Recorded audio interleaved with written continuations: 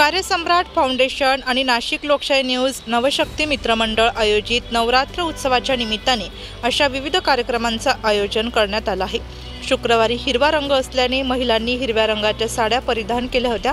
नवरात्राच्या अखेरच्या दिवशी या महिलांना बक्षिसांचे वितरण करण्यात येणार आहे। यावेळी या महिलांशी संवाद साधलाय नाशिक लोकशाही न्यूजच्या कार्यकारी संपादिका गीताताई तुषार शामसुखा यांनी। नमस्कार, मी सौ गीता तुषार शामसुखा। नाशिक लोकशाही न्यूजतर्फे आपण आज देत आहोत नवदुर्गा अवॉर्ड। नवदुर्गा अवॉर्ड ज्या महिला घरी राहून बाहेरचं पण काम करतात, फॅमिलीला पण सांभाळतात, घर संसार सगळं सांभाळून पण बाहेरचे काम करतात, त्या महिलांना पोचपावती म्हणून आपण नवदुर्गा अवॉर्ड देतो। नवदुर्गा अवॉर्ड मध्ये महिलांना 9 कलर मध्ये म्हणजे वेगवेगळ्या महिलांना त्यांच्या आवडीच्या अनुसार कलर घालून म्हणजे साडीचं किंवा ड्रेसचं कलर घालून येतात त्या, आणि आम्ही त्यांना त्या हिशोबाने नवदुर्गाच्या हिशोबाने एक दुर्गा म्हणून त्यांना अवॉर्ड देतो। आजचा कलर आहे ग्रीन। ग्रीन मध्ये आपण बोलवलंय आज श्रद्धा मॅमला।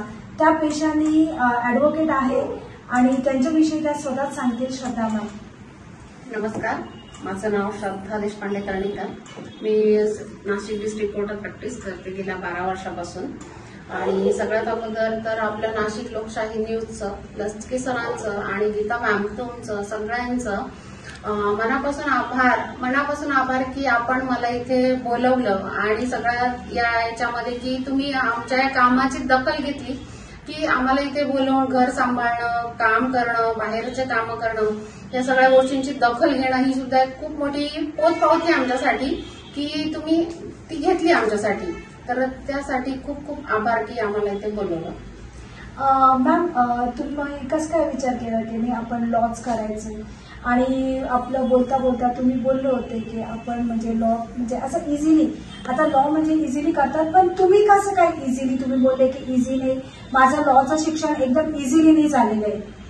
खरं तर कसं झालं की माझे वडील डिफेन्समध्ये असल्यामुळे आम्ही ज्या एरियात राहायचो होतं तिथे आम्हाला रिस्ट्रिक्टेड होतं सगळं। आणि दुसरं महत्वाचं काय असायचं की आम्हाला बसनी जाणं येणं हा प्रवास असायचा। बसनी जाणं, सोबत मैत्रिणी असायच्या, मग कधी कुणाला काही त्रास झाला किंवा काय तर आम्ही बघायचो डोळ्यांनी। मैत्रिणीच असं नाही, कोणी का असं नाही, एखादी लेडीज असेल, मुलगी असेल, दुसरं कोणी, तर त्यांना ज्यावेळी बघायचो की त्यांना काहीतरी त्रास होतो किंवा म्हणजे थोडंसं रुरल एरिया असल्यामुळे कधी अक्षरशः पुरुष महिलांना रस्त्यातच मारतात, काय भांडणं काय करतात, मग या सगळ्या गोष्टी ज्या असतात, मग हे त्यावेळी अशी जाणीव झाली की आपण अशा क्षेत्रात यायचं की जिथे महिलांना त्यांचा हक्क माहिती पाहिजे आणि महिलांना त्यांचा हक्क देता आला पाहिजे, हे असं बघितलं। आणि त्या दिवशी असं ठरवलं की आपण वकील व्हायचं, जेणेकरून आपल्याला महिलांना असं नाही की महिलांवरच अत्याचार होतात, पण जास्त करून महिलांचा हे जास्त होतं की त्या जास्त सफर करतात या गोष्टीमध्ये, तर थोडंसं मग ठरवलं की या क्षेत्रात आपण यायचं। थँक्यू। आपण कधी पण कोणतं पण शिक्षण करतो तर स्वतःचा विचार करतात की नाही मला हे बनायचंय, ते बनायचंय, मला हे कमवायचंय, मला या बिझनेस करायचंय, त्या हेतूने आपण शिक्षण घेतो।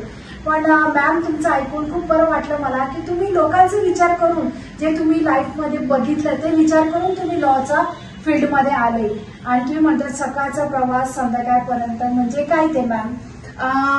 अगोदरच बोलले मी की जसं आम्ही डिफेन्स एरियामध्ये राहायचो तर आमचं बस पण आमच्या खूप लिमिटेड असायच्या, मग सकाळी कॉलेज। वृत्तसंकलन विभाग, नाशिक लोकशाही न्यूज, नाशिक।